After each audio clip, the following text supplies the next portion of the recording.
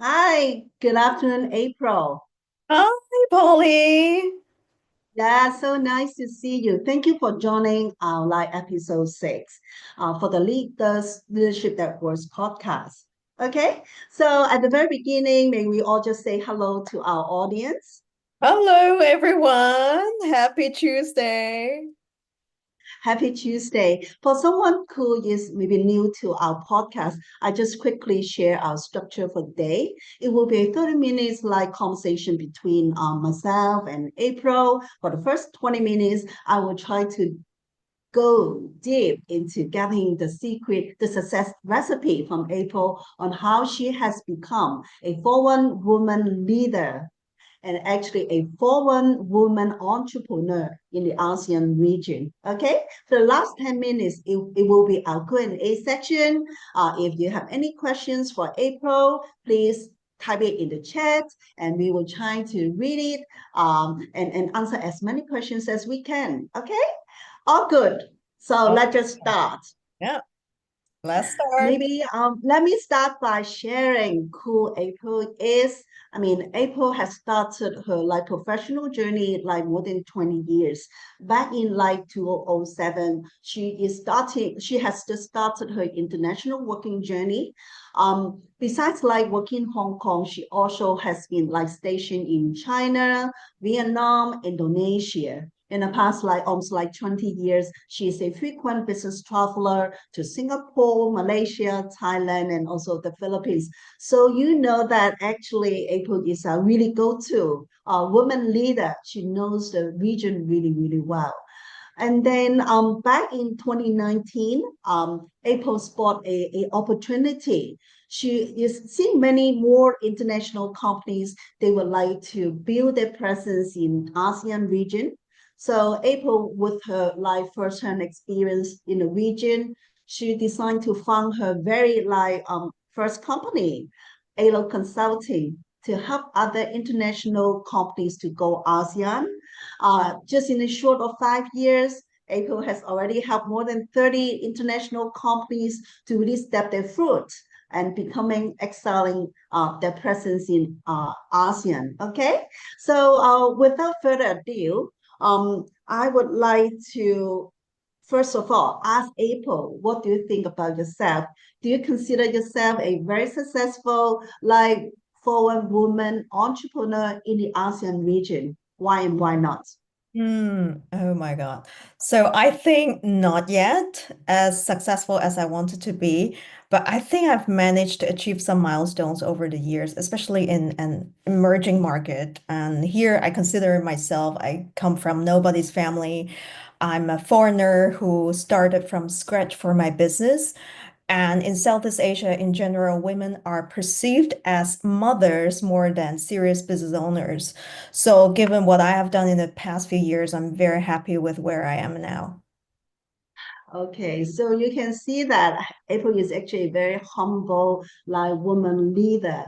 But I mean, through the lines, I actually felt that there's some kind of challenges also present.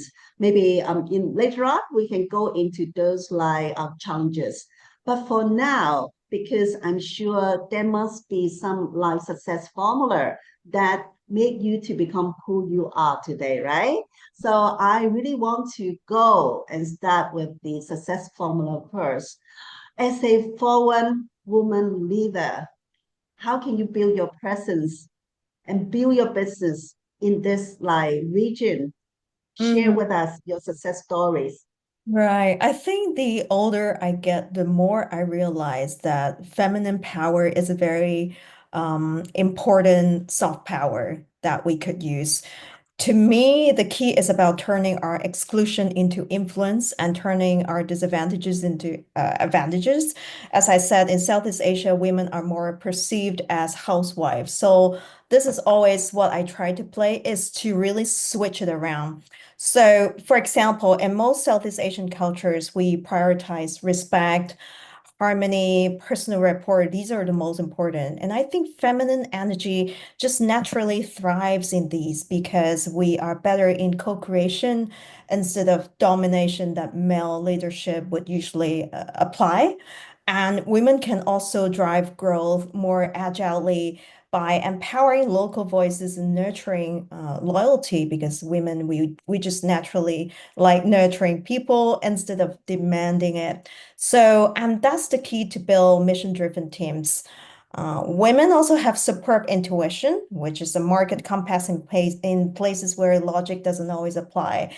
So, for example, intuition will help you to read people, read the room, sense the timing better, and pivot with elegance. So, I think using our feminine power in an appropriate way is a winning formula for me. Perfect.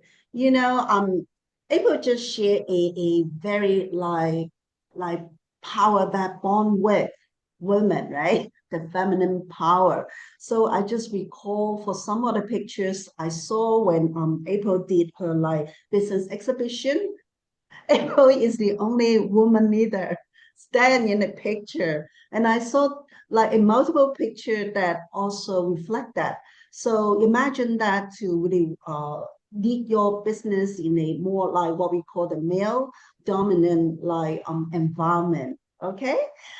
Besides like this like feminine power, what is other power or what is other success formula that April can share with us if you want to really like do well as a foreign woman leader in the region?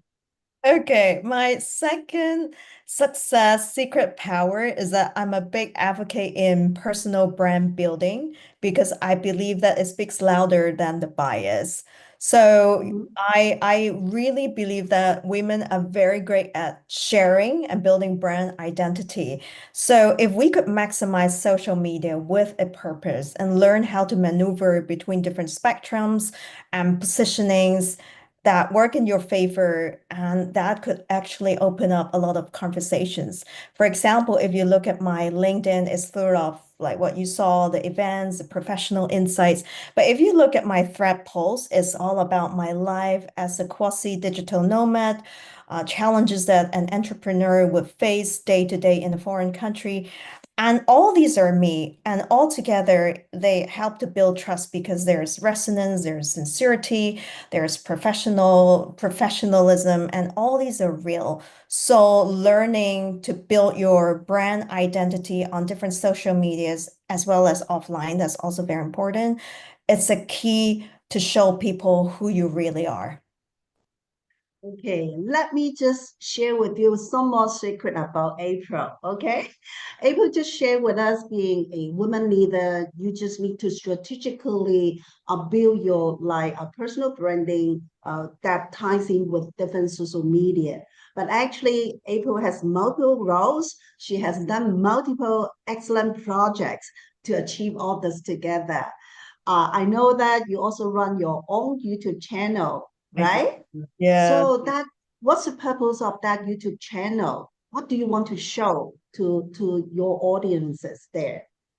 Well, I just wanted to do something fun, besides, I always believe that besides the very serious day-to-day work, we have to do something we truly enjoy, even without an end game, without a results that we expected. So I've been traveling extensively in Southeast Asia. I met interesting people. I heard interesting stories that are very inspiring. I just wanted to capture those and share it with people who would love to hear something new in their day-to-day life.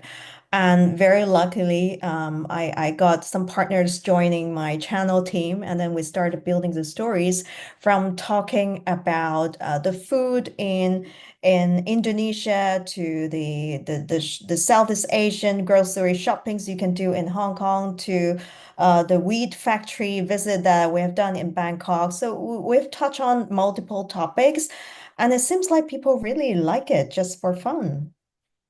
Yeah, I really like that as well. So as a woman leader, actually, we can actually show different sides of ourselves, right? The business like a version of April, the more like day-to-day version of April. Yeah. But overall, you just need to enjoy it. Okay. Okay, let me tell you one more secret about April. Yeah, April is actually having a very like how to say interesting life. She has another part-time role. She is a part-time radio host at Radio Hong Kong. Okay, that she through this like podcast, radio podcast. What other things you want to share with the community? Mhm. Right. So I've done that for almost 2 years until now. And the topics really focus on Indonesia. And the purpose is that we want the Hong Kong audience to know Indonesia, not just from the news, the politics, the elections, or just the food, not just that level, but what really happens on the cultural side. What do the young people in Indonesia think? What are the topics that people are concerned? How people see their future, how the society is evolving. So these are the you may call it local insights and sharing from a quasi-Indonesian and foreigners' point of view, and how we relay that to the Hong Kong audience so that people will feel like actually the world is big, but it's not that far if we really pay attention to. And there are a lot of interesting insights that are worth sharing. So, audience, you're so fortunate to actually connect with April. She is able to really share like multiple perspective. She originated from Hong Kong, but now she's living in Bali, Indonesia. She has like the day-to-day living and working experience and doing business there. But at the same time, because she travel a lot within the region, so she's able to compare like cultures, but another interesting perspective is she's working with international company. They can be coming from UAE, like Lebanon, Canada, Australia, Singapore, Hong Kong, Taiwan, you name it. Okay. So she is able to bring all this culture into her day to day. That's why she's doing like the ASEAN market entry consultancy. But April, I'm sure you have some more success recipe that you can tell. With all this cultural experience, what is the like third strategy if you would share with other people? How can you be sustain your journey here in the region? Yeah. Well, first, Polly, thanks for listing out where my clients come from. Sometimes I also forget where they are from. So many different countries and cultures. And I think through all these experience of working with people, even from India and Pakistan and Taiwan and China and all that, I've learned to build my culture muscle, which in a way you can call it cultural resilience. And it's not just about adapting to the local lifestyle or speaking the lingual, it's really beyond that. Let me give you an example. In Indonesia and Thailand, a boss, when we give feedback to subordinate directly, even out of goodwill, and the feedback will help ones to grow professionally, it's actually considered shaming and causing one self-doubt. So if not handled with care, it could lead to negative outcomes. So feedbacks need to be given in private and best during casual occasions outside of the office. And so that would be more perceived as, oh, my boss cares about me and she would spend time to talk to me like my family member. So this is where trust starts to build. How does it relate to cultural resilience or the cultural muscle? Because it means we don't just honor the local context, it also means we don't abandon our core. I am at the core of giving positive feedback instead of sugar coating and saying all the nice flowery things to my subordinates. I still believe in that, but I would use a way that they're more willing to accept. So I think this cultural resilience, or you call it cultural sensitive leadership, is a very important thing to survive, not just in Southeast Asia, but when you go to Europe, it's pretty much the same. South America is pretty much the same. Yeah. So thank you for highlighting the importance of cultural like savviness, okay, and cultural resilience. I mean, trust is really well needed in every part of the world, but how to build it is a different like technique if you are working in different like region. Okay, so I know that April, you're not just a busy like businesswoman. You have multiple roles. and then you are now living in like Bali, Indonesia. Share with other audience who might be also like you, being business like women, who just also need to run a family, and then who has a teenager at home. Yeah, And then another thing to you is you married to a gentleman a foreigner. originated from also from Southeast Asia. So how do you handle all these multiple roles and what's the impact of national culture on it?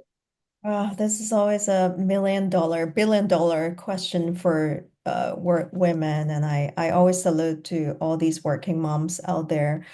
I think the key is when I first moved to Indonesia, I thought I was here to build a business, but what I ended up building first was actually myself. Living in Bali, where people consider it as a paradise or whatever dream destination, it isn't all nice and flowery beyond the surface. So it's my internal boundaries, my beliefs, my family that become the source of energy. And I think the other key part is that sometimes I need to let go of the idea that success looks the same way in every role and in every country. So when I'm in Indonesia and Bali, I would try to achieve a more balanced lifestyle. When I'm with my son, I'm all in. I focus on there. But when I'm in Hong Kong or business trips in Singapore or Malaysia, I'm also a full-on typical stereotype businesswoman who are so on my work. So all these together, I think women should embrace the different sides of ourselves because we could shine like a diamond. And that means authenticity and compassion for others and also for myself, for ourselves. So I think women, you just need to love yourself first while being supportive to the close circle around you. Yeah. So I can sense the self-love that So April much. is demonstrating, right? Yeah. Yes, so So much. although we are a businesswoman, but the self-care that matters. Mm, Okay. mhm, Yeah, I mean, time flies, April. If we really need to like give some more encouragement, you stand out as a woman leader in like in a region. And then I'm sure you feel the benefits, your male like counterparts in the region feel the benefit as well. If you just use like a line or two lines to give encouragement to other like business leader to really tap on this benefit of mhm, embracing like women leadership, embracing woman entrepreneurship in the region, mhm. what's that? What's that encouragement would you give? Mm, I think especially for women in Southeast Asia, they grow up with a lot of cultural norms or expectations. So they actually bear more than me as a foreign woman coming here that I could merge the best of the both worlds. So the word for the Southeast Asian women is that we can't afford to wait for the world to be equal for us. We should take the lead to change now. If you think that you want to break some cultural norms, you want to show that you're not just a housewife, you can also be successful as men, do it with confidence and with love to yourself. I think this is the action is always what I would advise. Wow. Yeah. So, women leader, we have so many opportunities because I just want to wrap up what I heard from April today as well. We've got the feminine power. That's an inborn power. Use it. Okay. Number two, we have such an advantage. We are actually a little bit more adaptable. Okay. So, when I just try to tie in what I learned from April in situational leadership, we just need to be adaptable. We just to have to think about in what situation, what kind of personal branding may best fit with the need of that situation. Use it wisely, okay? And then lastly, I mean, it's something that stand out from April. She Mm. worked in multiple countries. She travels so frequently. She has really truly international clients. That is the cultural savviness, cultural resilience that is linked with April that make her who she is today and stand out as a foreign woman leader in the region. So, I mean, it's time for Q&A. Are you ready, April? Nice. Yes, let's do it. Okay, perfect. So let's just look at the chat and see whether like our audience has asked us question today. Yeah. So for this, I actually got like questions about, is there a moment that you ever feel like underestimate Mm. with your full potential or with your full ability as a foreign woman leader? Have Mhm. you ever experienced that? Such a male dominant like environment, and how do Mm. you handle that like moments when you feel being underestimated? Share Mm. with us. Yeah. It happens a lot. It still happens.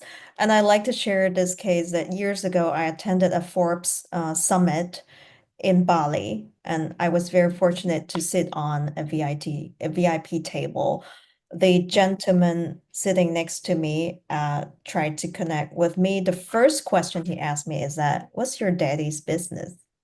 So this is very I would say it's quite typical that people assume if you're a young woman, you can't be standing on yourself. You have somebody behind you. So I think for this type of thoughts or beliefs, I don't try to fight to prove right away. I embody it. I'll make sure I walk in the room with composure and certainty, and I would listen more than I speak. But then when I do speak, I make sure my messages land. So over time, respect follows consistency, not volume. That's what I believe in.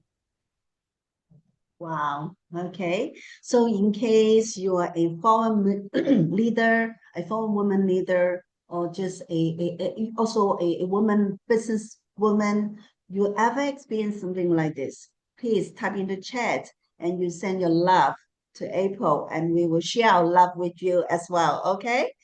And then I know that ASEAN is getting the attention from the world. Mhm. Going ASEAN become something really on a even like it rise even more. Okay, if they're like foreign women, they are kind of like considering whether they might pursue the path like you, but Mhm. there's a little bit of like insecurity. Will I be losing my identity there? Will I be losing my momentum because it's a different pacing system? Mhm. Okay. Yeah, yeah, yeah. What words would you share with this like Yeah, women in different parts of the world?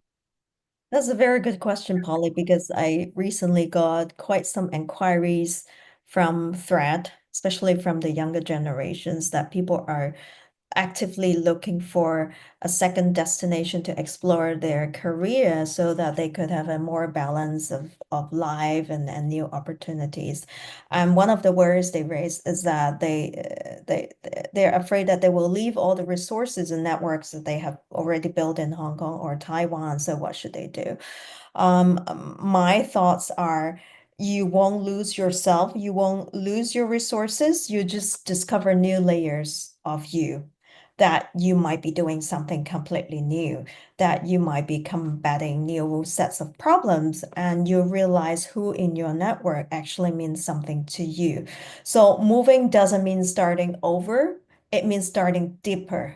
So bring your ambition, but also bring humility and be open to learn from locals, and you could gradually redefine the success on your own terms. Thank you, April. Because I mean, I know that many people, especially the younger generation, right? Should the world go like global or should the world like decentralized? Mm. This like kind of question come up every day. Yeah. So, but the world is actually, what do you think? Do you think the world should go global so people have more opportunities? What do you think? Mm, I opt for global, especially in Bali here. We have people from all walks and they live peacefully together. So I see the advantages and the peace that really bring to not just the society, but to people. They get more internal peace when people don't care about what race are you. And so, yeah, I opt for global. Perfect. So if you're considering that, hey, moving into a new country, it can work different like way. But now, if you're considering moving into ASEAN, Mm, okay, um, April's advice is actually to go deeper, but not to like drop everything to only make who you are. mm. Okay. Yeah, so just rest assured if you got questions, I'm sure April is willing to share all this with you. Yeah. Okay? Yeah. So I will say actually there are some more questions in my head and I would like to ask April. Okay? Yeah. Early on we talk about like you're working in what we call the male dominant leadership environment. If we talk about that, sometimes we relate it as what we call the invisible barriers. Mm. Just before we end our live podcast today, um, can you share a little bit more? What are the common belief about what are those invisible barriers? Mm. And then we just want to hear more from you. Right, right. Um, Another example is that I went to a business conference and I met new people, Indonesian gentleman. The first question he asked me is, "Are you married?" Yes. Do you have children? Yes. How many? Oh, one son. Oh, so why do you work? So another funny question, and again, this and the Forbes Summit examples are not the only two. These are very typical expectations in the society that comes from males, sometimes also coming from women, that they think if you are not doing a full-time mom's job, you're not a good mom, you're not a good woman, and you're out here meeting all these people, especially men, there's something strange must be going on. So this invisible barrier is very negative. It affect how people see your competence. It affect even people would take you seriously in the first place and continue the business meeting with you. It also create like a blind over the your deliverables that they might think, oh, she didn't do it well because she's also busy with her family. She could not. I doubt whether she could deliver it because she needs to spend time with her son. So there are so many doubts that women have to fight against. We have to spend more time to listen and to explain, and we need to do 200% of what we usually do. So, as I said, even I don't try to fight it actively, but I need to bear in mind that this is what people think about me, and I would need to tweak things in a different way to break these barriers before I could deliver who I actually am. Wow.